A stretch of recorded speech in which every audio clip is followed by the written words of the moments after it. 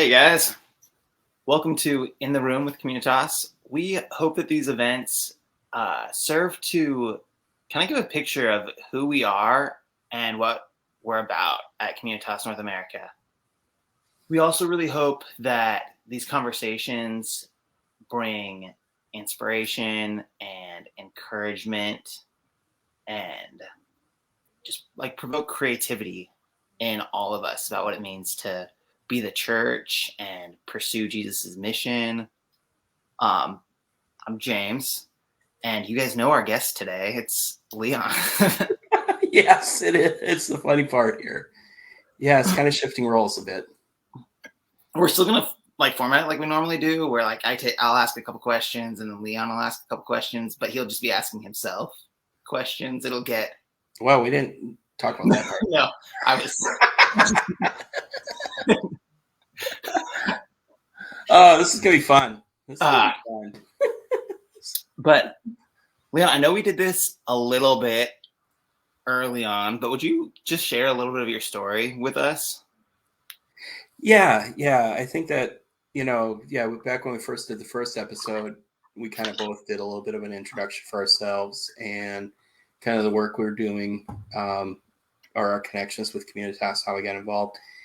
But with this episode, I think because we're wanting to kind of focus more on what we talked about 2 weeks ago, the practice and maturing, and how did that practically work out with the community we were leading in Indianapolis. And so kind of put a little bit more detail, a little bit more meat to the story. And, when I think a lot about what became what we call Diakonos community in Indianapolis, the there's a quote, and I believe actually Dudley Callison, our former president, had posted it once on a Facebook group for staff with Communitas, and it was something Seth Godin had posted, basically that 10-year plans are absurd. That you make you need to really just make a 10-year commitment and kind of just see what kind of an impact you can have. And I think about that now, and I think about when we first moved to central Indiana, because we're not originally from there. We in total spent 14 years in central Indiana, 12 of those in Indianapolis. And, when I think back to it, I always think, what I planned at the beginning was not what we became in that whole process. And I never would have imagined us to become or do what the type of things we were doing. But as I look at the end of it, I go, wow, there was some amazing stuff. There was some good stuff that happened here, some positive ways to sow shalom in a community. And I sometimes, my Facebook post or profile, I think I still have it on there, where I call myself an accidental humanitarian, because I did not, our focus became working with people experiencing homelessness, but that was not what we were thinking we would do for the beginning. I was doing like alpha groups, trying to get millennials involved in discussion groups, house churches, things like that.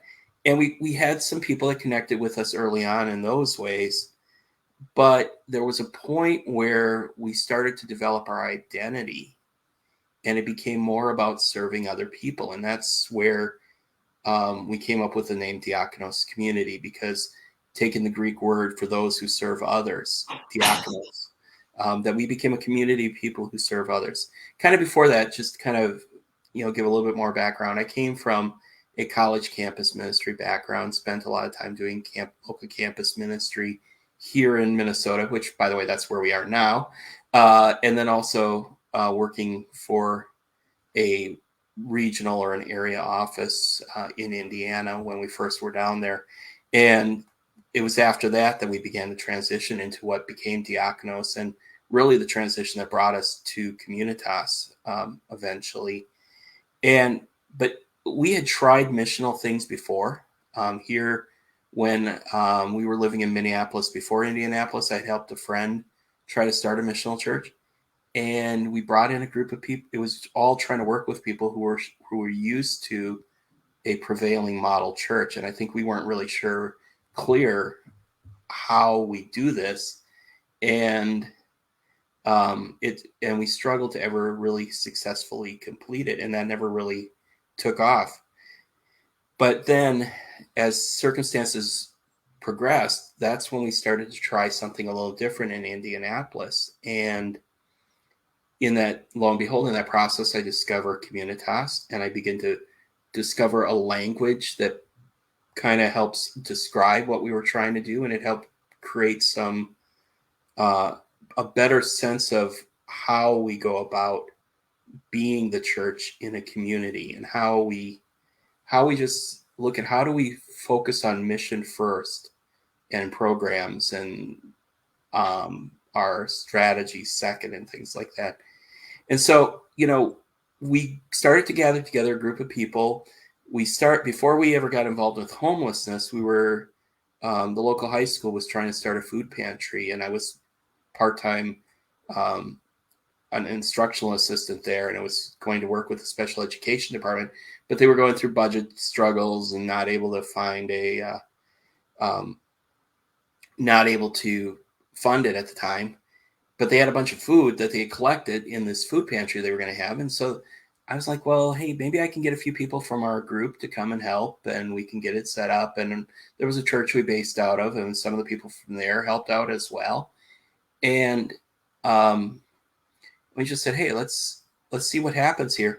And we just started helping get the food pantry going. It was at that point that I think we started to develop that idea about serving other people. And in the process, people would come to volunteer, and some of those people would volunteer with us. And then we were doing a every other week Bible study on the side with that. And they would start coming with us to the Bible study, and we just started to create a community. Well, eventually that food pantry option, the school district finally had the funding to staff it and work on a whole program. And so we just really didn't see that ourselves being a part of that long term anymore. So we were making a transition, and we got involved with a local outreach that was going out to camps where people were experiencing homelessness on a Sunday afternoon, bringing food and basic supplies there. And we started to feel like that was our next step in partnering with, because our whole goal was to partner with other community organizations and bring Jesus with us in that. And that was the whole embedding and initiating stuff that we did. And so as we transitioned into more of a focus on homelessness, we began to get very strongly involved with volunteering. We were like twice a week going out, once or twice a month going out on Sundays as one of the main volunteer teams. And then also we would occasionally on a Saturday do our own thing, just setting up a grill and having a little picnic out at one of the camps or something like that, just interacting with people, more relationship type stuff. And it was interesting because we had kind of this interesting mix of a community. It wasn't just suburban professional people going to help the needy or something like that, but we had a core of our community was also people who had disabilities of various types. And so it's kind of this interesting crew of people that would just go down and drive around in a van. And I had to do a lot of the driving because not many people in our group and our team drove. And we would just have this fellowship that would happen in the van as we're going around. And then we go hit a coffee shop that a friend of mine had was running, and we just sit and chat about it and built a relationship with the people in the coffee shop. And they were part of our circle without actually ever fully joining the group. We're still good friends with those people as well. But it was kind of we built this community that was very loose, very unstructured, but yet in the midst of it, we always experienced church. Then eventually we got involved with some other projects. We started to see some things happen where we were looking for needs in the community that the people who were experiencing homelessness and the people that were serving the people experiencing homelessness that we hadn't quite seen success in yet. And so we got involved in helping initiate a team that would start, not all the this was more through networking, but a team that launched a project, an initiative to start the first tiny house village in Indianapolis for those experiencing homelessness. And then another thing that started to develop for us as a missional community was we started to notice as people, everybody was focusing on, hey, we want to go bring food to the homeless, we want to go help the homeless, and they all want to go out on the street. But then we'd hear that people would get housed, and then they were kind of living in isolation in these apartments. And the city was opening up what they considered their first housing first model apartment building. They had done other housing before that, but this was the first effort to do like a permanent supportive housing.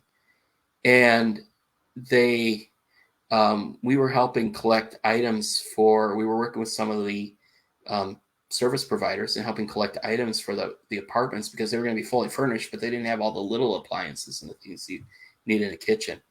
And so we said, yeah, we'll help collect some. We're dropping it off.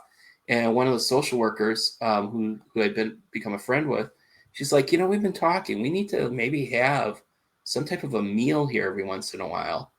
And we just kind of looked at each other and said, yeah, I think this is next for us. And so we just said, yeah, we could probably work that into our schedule. And so we would rotate. 1 week we'd go, once a month we'd still go out to the camps, and another once a month we'd do something at the apartment building. But that started to build where we started to get more involved as people transitioned into housing. We wanted to help the city create community in the apartment buildings. So there's so many things that I want to celebrate, and like conversations I want to have, like in all of that. One of the like things that seems really notable to me in that is it sounds like you guys were partnering with like a lot of groups in Indianapolis. And I'm curious, like, how were those connections made? How was that a possibility for you guys?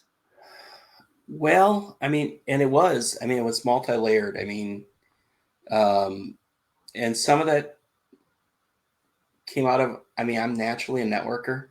I'm a connector. I do like to see, there's the, in Communitas, we do the strength finder stuff as part of our onboarding and stuff like that.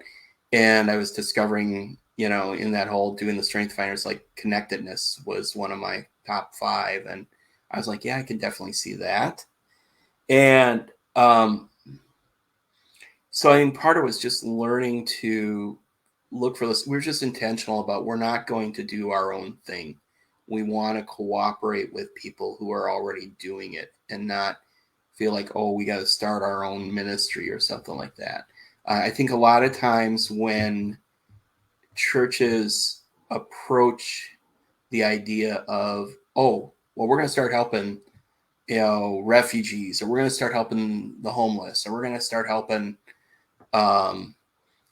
people that are in poverty or whatever. They're like, so we need to start a program where they come to our building to get help. And we were just committed to the idea that no, we need to work with other people to see how we can create shalom together with those in the city that we can partner with.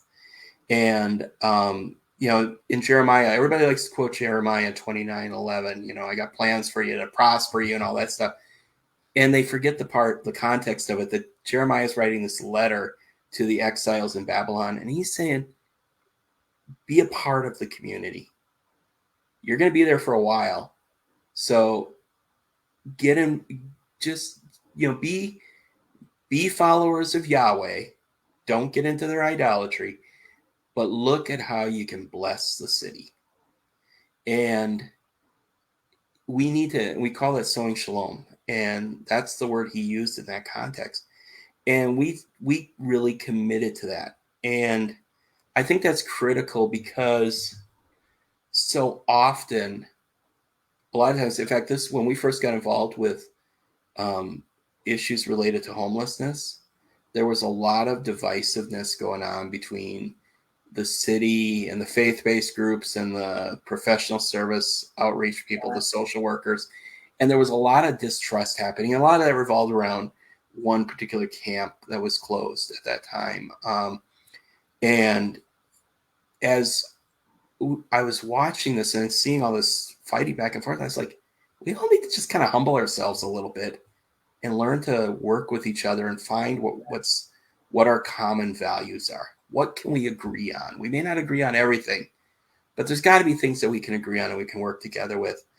And and so that's what we started to think about, is how can we work with the professional service providers, work with and connect with the city. I'm not much of a politics guy. I don't like politics, but I was like, well, I got to get to know politicians every once in a while if some of these things are actually going to happen. And at the same time, even though we didn't want to be,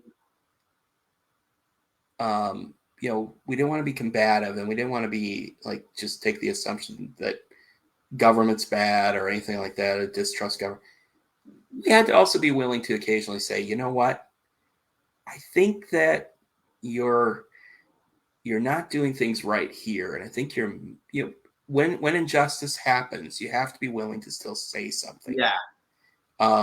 But you don't have to make that the starting point. Yeah. And the other thing is, we learned to be well researched, particularly when it came to the tiny house village.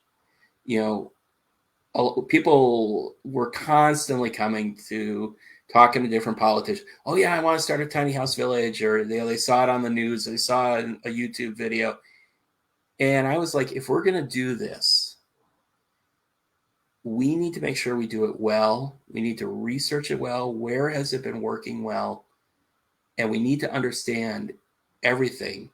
So when we actually went through the zoning process, I mean, it was a close vote still, but the city planners said in the process, they're like, people have come to us with this idea all the time, but we're always kind of like, yeah, no, not here. But you've researched this better than anybody, and I think maybe you guys need a chance to do it. And wow, so that's cool.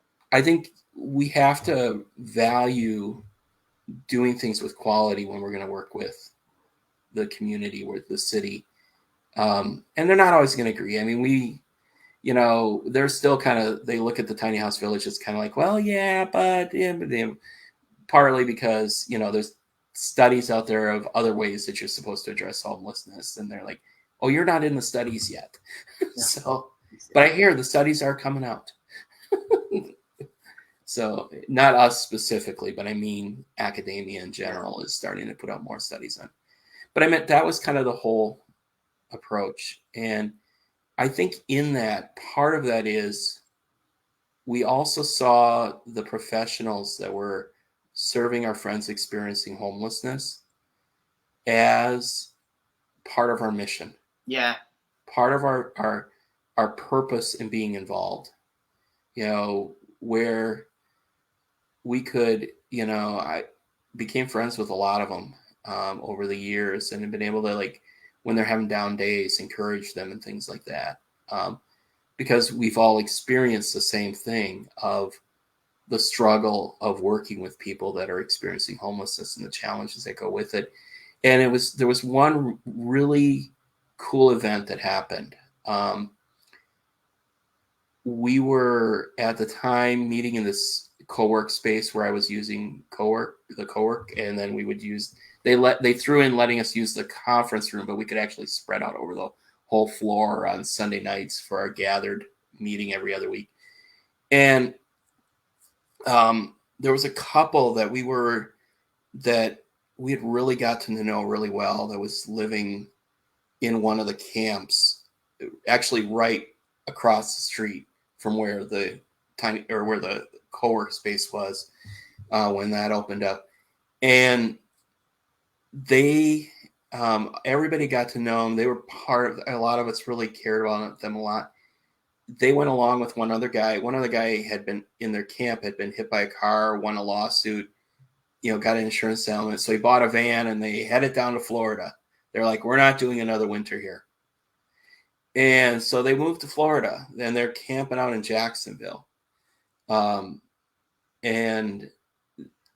that was the spring, that following spring, summer was when Hurricane Irma came through. And they were one of the 5 victims. The two of them were two of the 5 victims in Jacksonville. They were found in their tent. They had drowned. The other guy had left the camp, but they hadn't.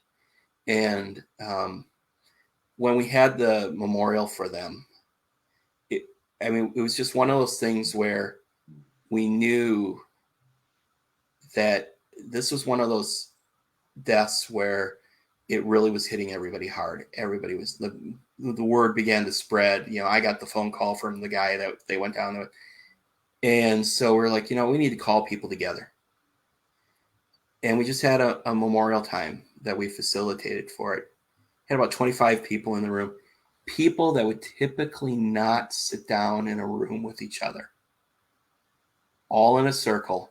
Social workers, faith-based outreach leaders, people that were actually still experiencing homelessness or just transitioned out of homelessness, all sitting in a circle, sharing their memories. And we were able to facilitate a memorial with, sharing just the hope we have in Jesus. And it was just one of those special moments where you bring people together, and as you're committed to sowing shalom, you just don't know who you're going to connect with and how you can even connect people to each other. So I think that's something that is easy to miss in serving, is like how it becomes relational, like not only with the people whose needs you're seeking to meet, but with the people that you're doing that alongside. Those just like really meaningful bonds are formed in that space.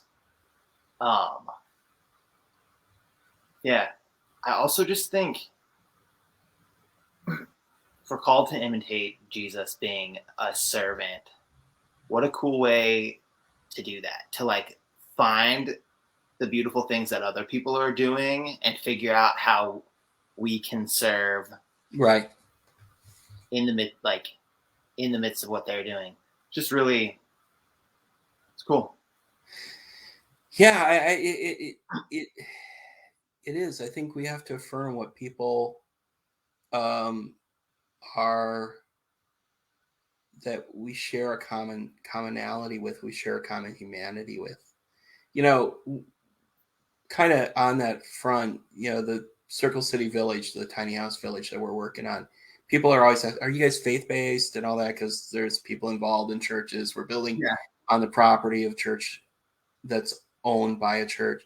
And we're always like, no, we're faith-friendly, but we're not faith-based. And we actually, the diversity of experiences of the people on that board and on that team, we have people who would probably say they're not connected with any church, or nuns in some way. We were having a team building event, and one of the team members was like, yeah, I'm kind of unique here. I'm a Buddhist. And I was like, I never knew what her background was before that, but I'm like, whatever. It's like, we just realized there's that commonality that we share, all being created in the image of God. And that if we start to focus on that more, we can bring the beauty of Jesus into the relationship without, actually kind of interesting. I just read posted this a couple of days ago, but I'm reading a devotional on social justice by Stephen Mattson. And there's one of them recently where he talked about, all the things when you try to just bring people together and you don't put the expectations on people. You don't put the strings on. And some people are kind of like, one friend and I kind of dialogued about it a little bit afterwards, because like that last phrase is, without the expectation of conversion. Oh, we're supposed to share the gospel. But we don't have to put the strings on it. We don't have to put that, hey, yeah, I'm going to help you out, or I'm going to work with you on this, but you got to let me tell you about Jesus type of thing. So, yeah. I think that's an issue that like I hear a lot of young people being uncomfortable with right now is like, oh, are those people like just doing that to like sell people on their God? I've had a lot of like as I talk about like the missional church, I've had a lot of Christians like give me that pushback. And I think when we have a desire, I mean, it goes back to the Jeremiah passage that you're talking about. We have a desire to seek the welfare of the people around us that just comes from a recognition of their value. Yeah, we hope that they fall in love with Jesus because we know how good that is. Right. We also appreciate the value of them just experiencing the comfort of a home or the goodness of friendship, and it's just valuable to recognize that those things are important Right. without any other agenda. Yeah. Yeah. One of the other things I think really worth celebrating in your story,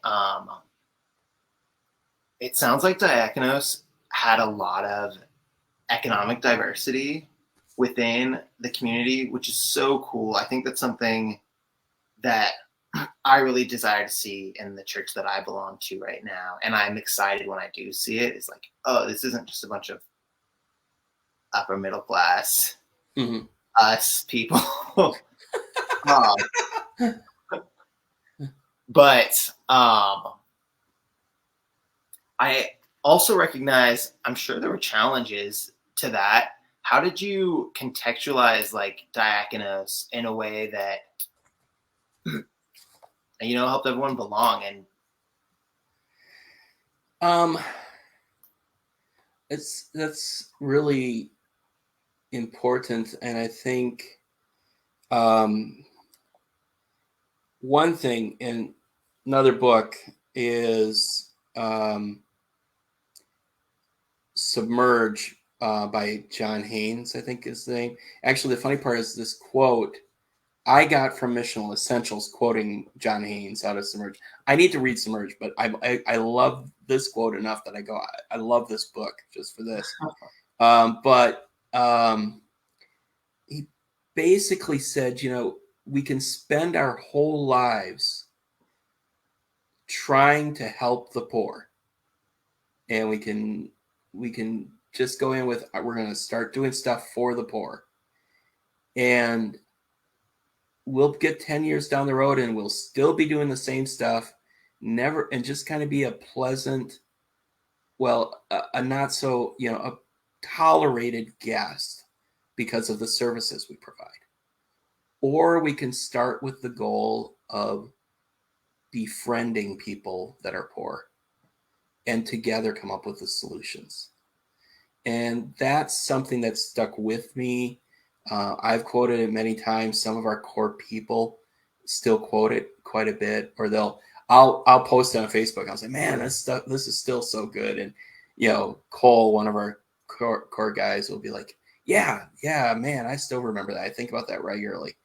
But we really had to commit ourselves to getting rid of that us and them thinking, and getting rid of the idea that somehow it's us serving them. Because I think so often when we think of charity, particularly when you come from suburban circles, it builds that idea of, oh yeah, I'm just doing this. I don't want to say that people would say, oh yeah, I'm just doing that, but it kind of feels like this. I'm serving, yeah, because it makes me feel good.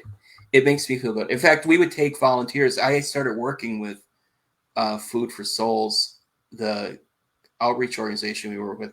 I became their outreach advocate for a while. It was like my part-time job in addition to leading Diakonos. And it kind of really worked well together to almost be like a full-time ministry thing. And we would take people out occasionally, and it's like you got this feel like we were creating an experience for them. And they always talk about voyeurism and uh, and volunteerism and things like that. Those words come up, and to me, I was like, we got to break our habit of that. We are friends. They are our friends, and we can learn from them. They can learn from it, that we together we come up with the solutions. And so we really made a point of including people, particularly when we started to do the meals in the apartment buildings. We would include the people in the decision process.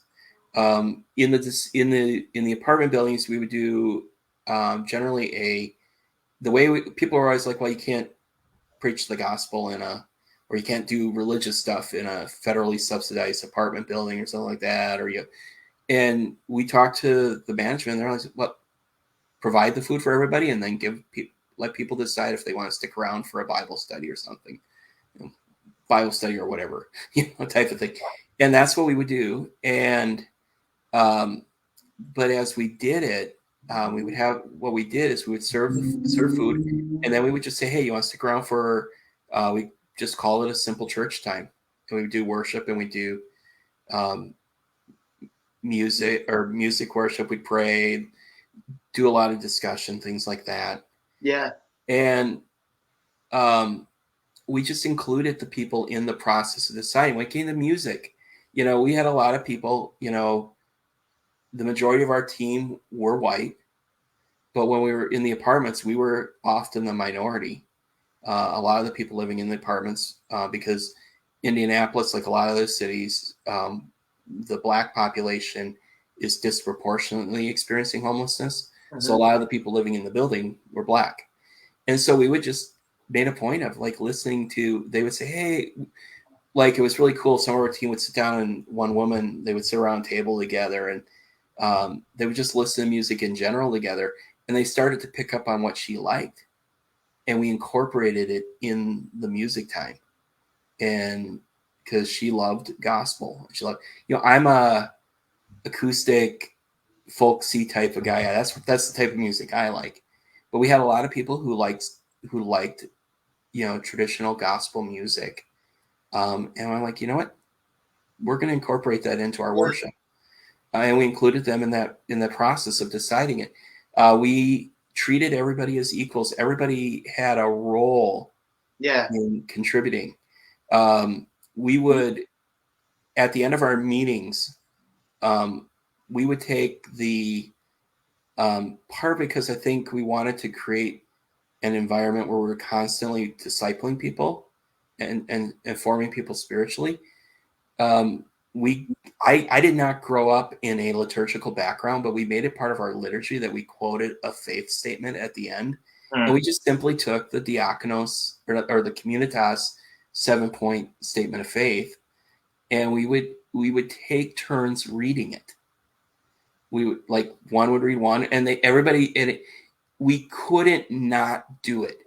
If I would forget, if I'd wrap it up, I say, hey, okay, we're gonna next week or in 2 weeks, we're gonna whoa, wait a minute, forgot this. Like, oh yeah, sorry. Yeah. I mean, we could not do it because everybody enjoyed having their opportunity. Well, most everybody. There were a couple of people who their reading skills were not there, and we just graciously would move past them. Yeah. But everybody enjoyed having the opportunity to take a turn reading. And I was like, you know what? We're all there. We're all in it together. And making sure that we included people in the questions too. Like we made sure everybody had the opportunity to respond. We had one guy who, I talk about, we do a discussion style. It kind of, in the end, it started to feel like, and a lot of these people were also involved with 12-step meetings.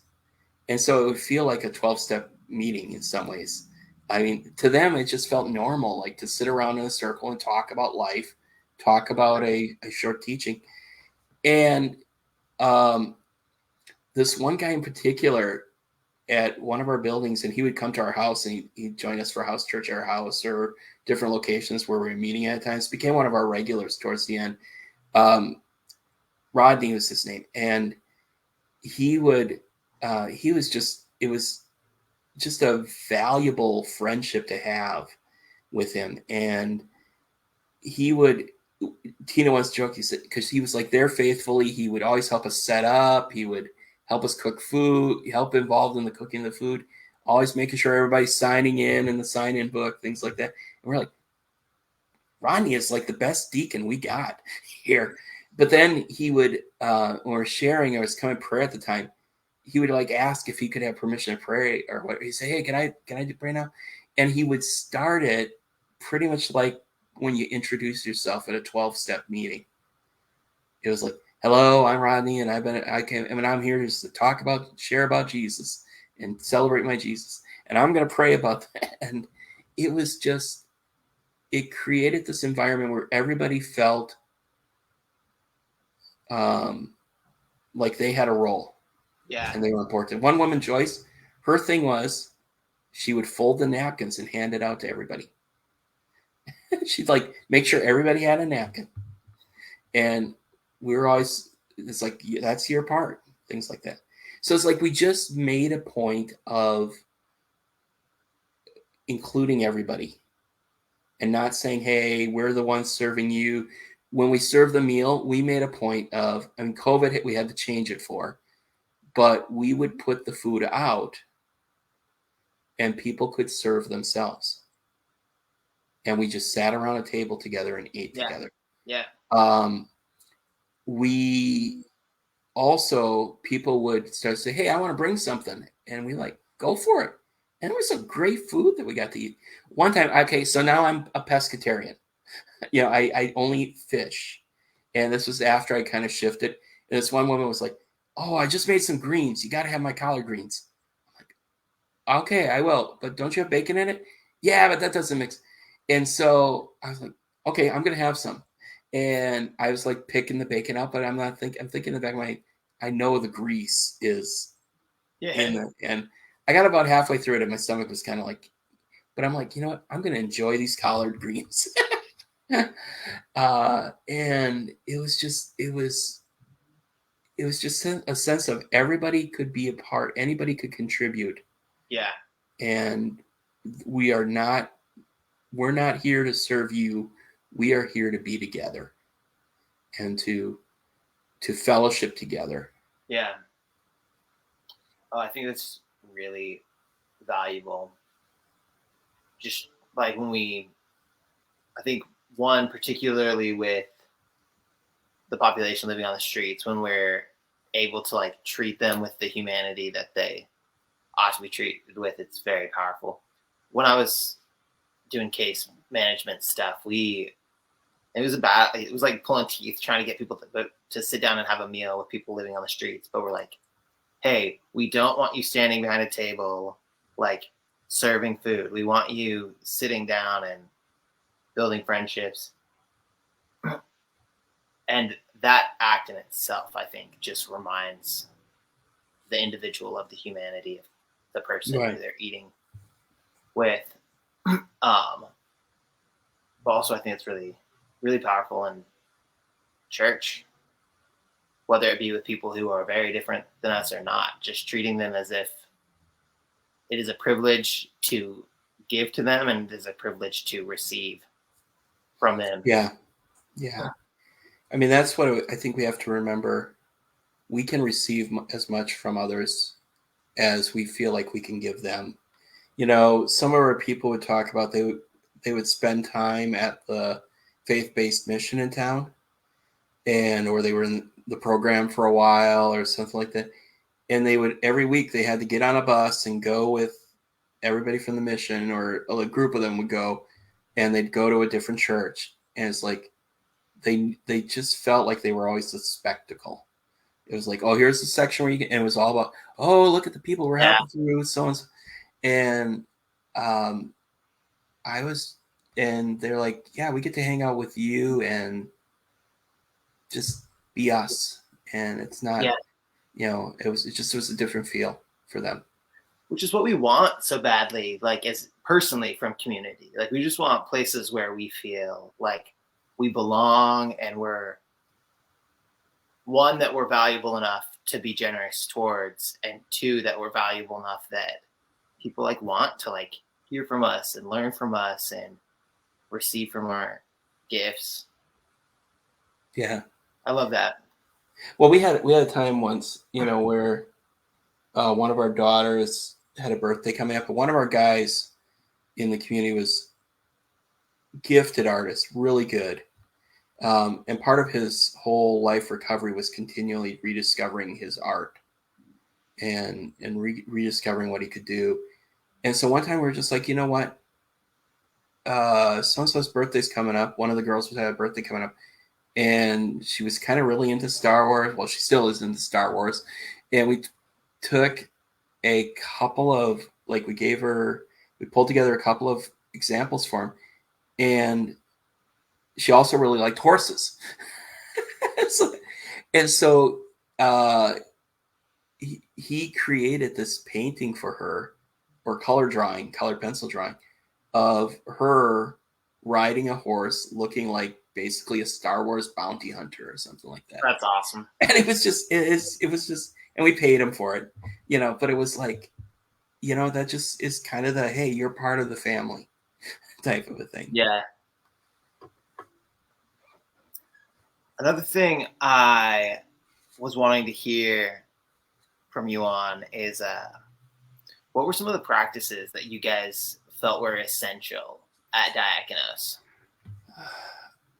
Well, I think, within Communitas, we have the same mantra where like community or communion, community, mission.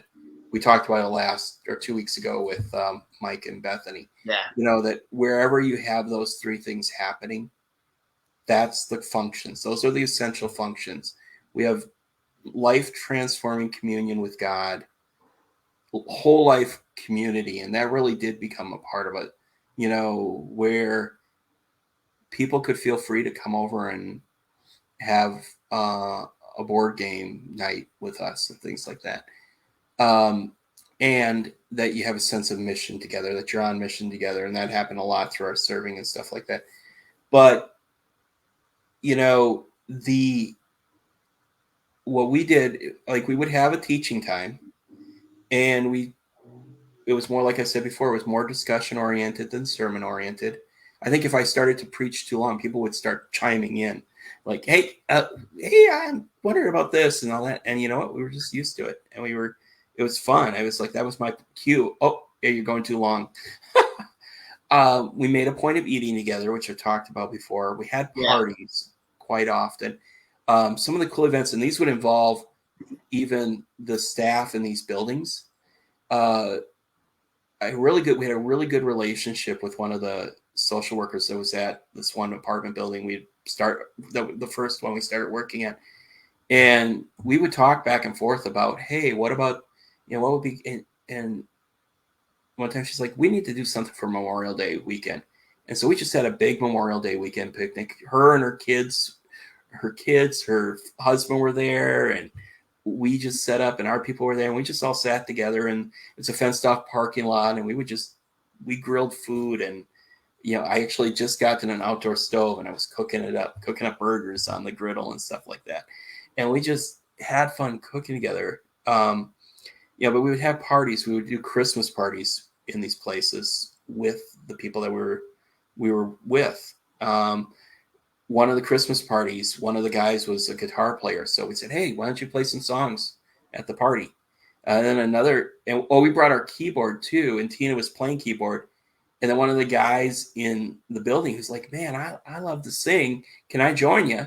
And Tina and him were working together, playing, she was playing and he was singing along Christmas song. So we just kind of, and we would do music worship. And we talked about that, how we brought that together. We always had that statement of faith in there.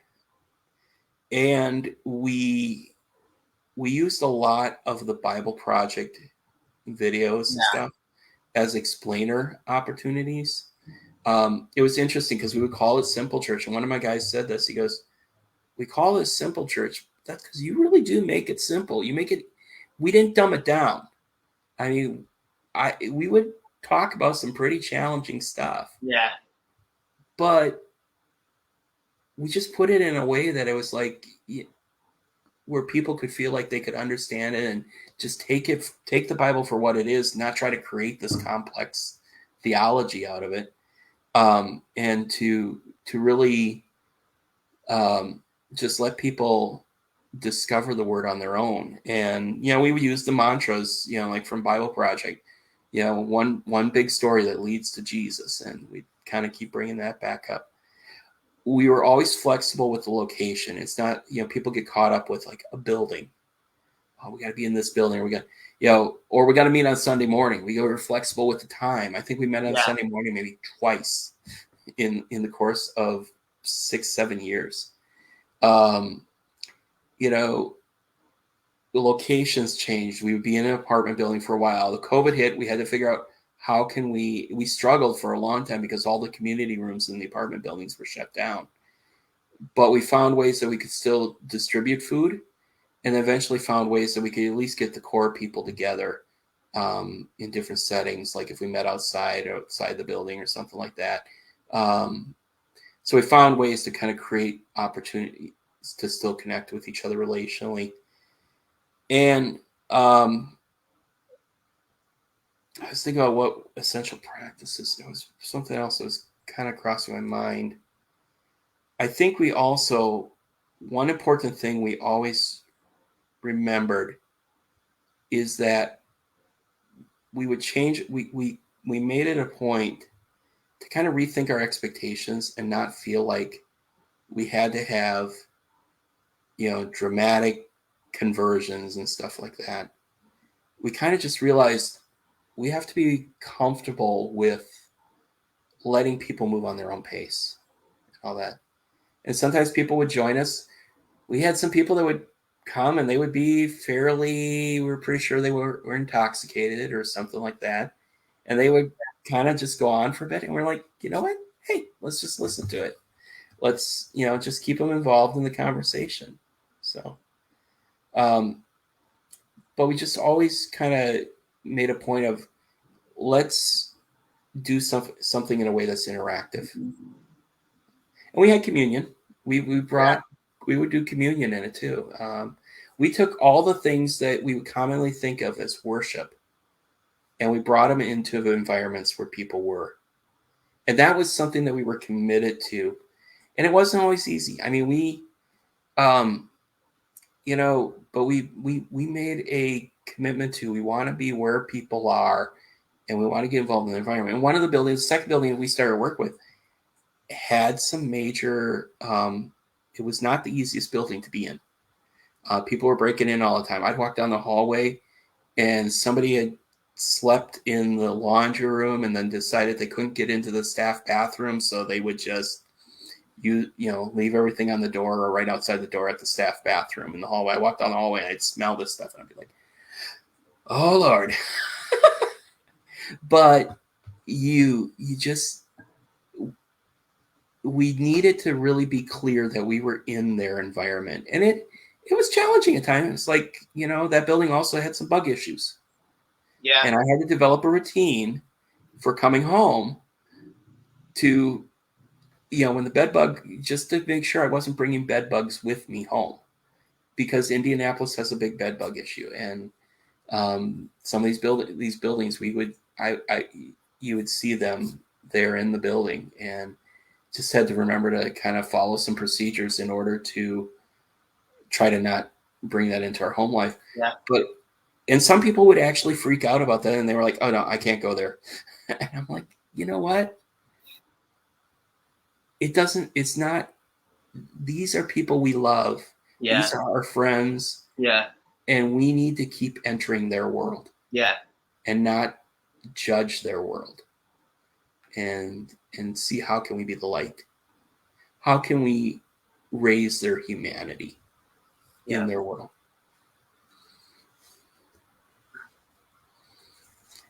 I think I want to apply the term like servanthood very broadly. Like the things I do for the people who are just like me are often servanthood, the same as the things I do for people who are very different than me. But we just need to,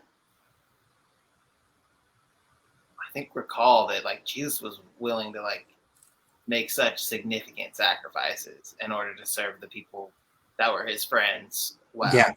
yeah. The poop And, off of people's feet. and you don't, it doesn't, when it's friendship, it doesn't feel like sacrifice. Um, it's just, these are my friends and I want to be with them. One Yeah. other thing we did regularly is we put retreats into our cycle. Oh yeah. And we would try to, if sometimes, a lot of times this worked better with like a day retreat, because it was hard to have people from our apartment buildings coming out and staying overnight. Sometimes we did have that happen. Um, but to get people out from the city and out from a lot of these apartment buildings, there's concrete everywhere. And to get people out into the country was just a Yes. refreshing and relaxing thing for them. And there was one that was really, I thought, like, we really hit it well. Um, and that actually was an overnight retreat. We had people, like I said, we got people that were dealing with developmental disabilities. We had people that were transitioning out of homelessness, people that were dealing with addiction issues and recovery from addiction. We had people that lived in, suburban Indianapolis, suburban parts of Indianapolis.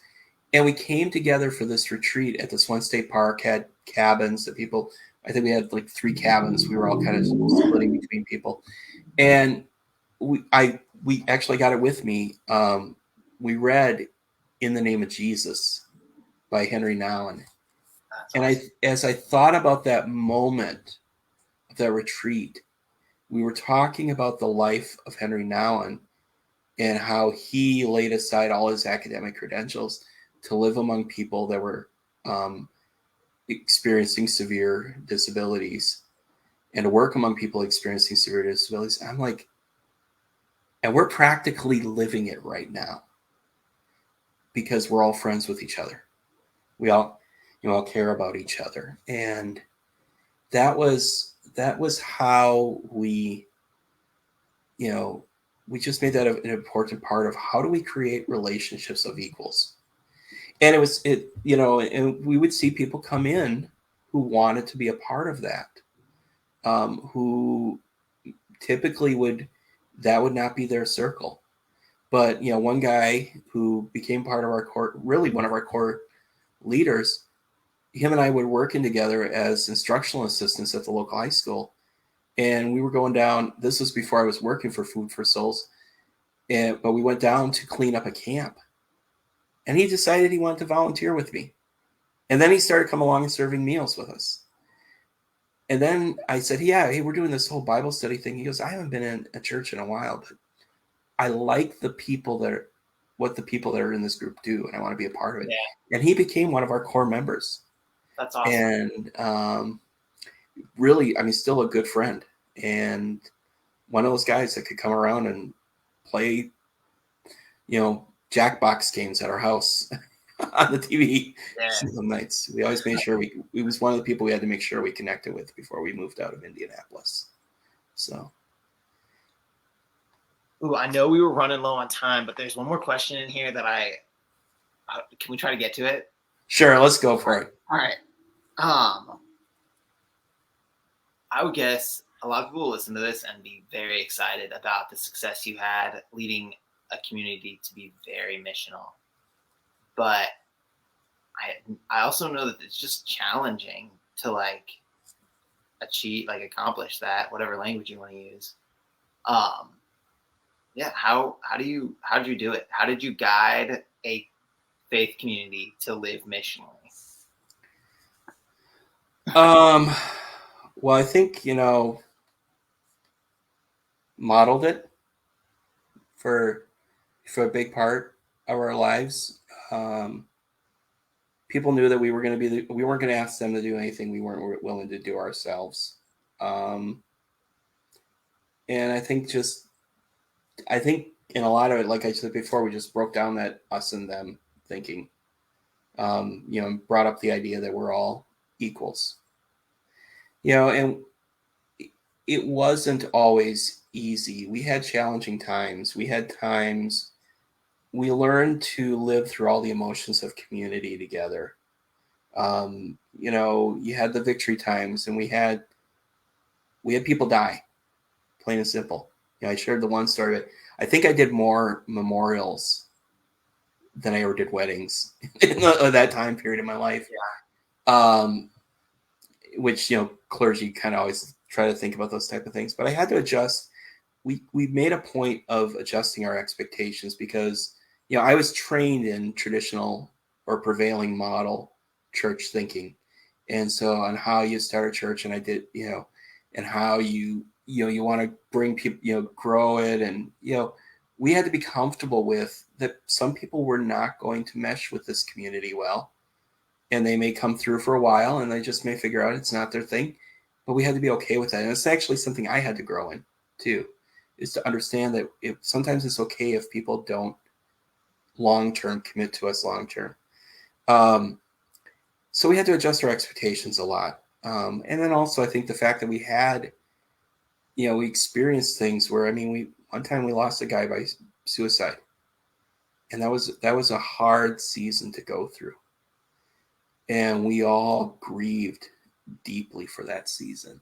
Um, and you know, in fact, our oldest daughter came to me at that time, and she was like, "Dad, we have these people that become a part of our life. They're in our house, and then they die, and that's hard sometimes. And you just have to learn how to talk about grief and things like that in those seasons, because when you're with people who are living on the very edge of life, where danger is happening all the time, anything can happen.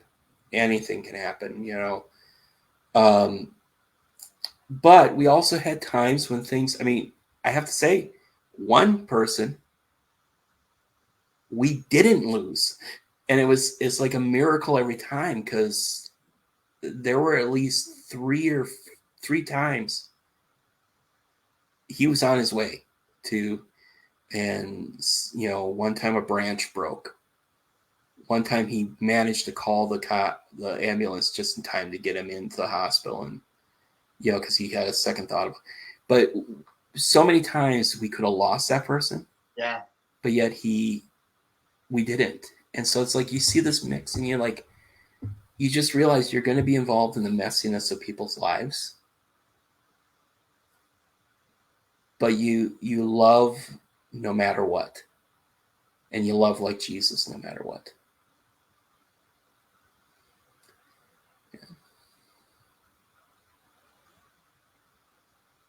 Oh, I really enjoyed this conversation. This has been fun. This is different. I was like going, oh man, I so prefer to like ask the questions, not answer the questions. But this has been fun. Tina was like, yeah, Tina's apparently watching, and she's like, that was a great retreat.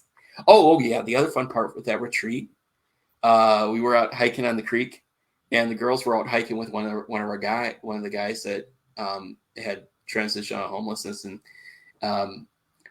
they went off to a different part of the creek, up the hill, or up over the waterfalls, and they came back and they're like, "Dad, we saw a copperhead," and I'm like, and he took pictures, and I looked at it and I said, "Yeah," because I mean these other snakes look like, I'm going, yeah, the pits are there. That's a copperhead. It was yeah. Just watching people experience that type of stuff together is just fun. Yeah. Leon, thanks so much. We could have a lot more conversation, but we are out of time. Yeah. This one's going a little long, I can tell. But should we talk about 2 weeks? Yeah, we should. We have been talking about the like 6 dynamics that we kind of feel are essential to church at Communitas. So I think we did one like 6 weeks back, and then 2 weeks back, and we're talking about the last 2 of the 6 dynamics in 2 weeks with Mike and Bethany. So those dynamics are hub and extend. And those conversations with Mike and Bethany have been a blast. So we invite you guys to join for that. All right. Yeah, we look forward to seeing everybody again in 2 weeks. Leon, thanks again. Thank you.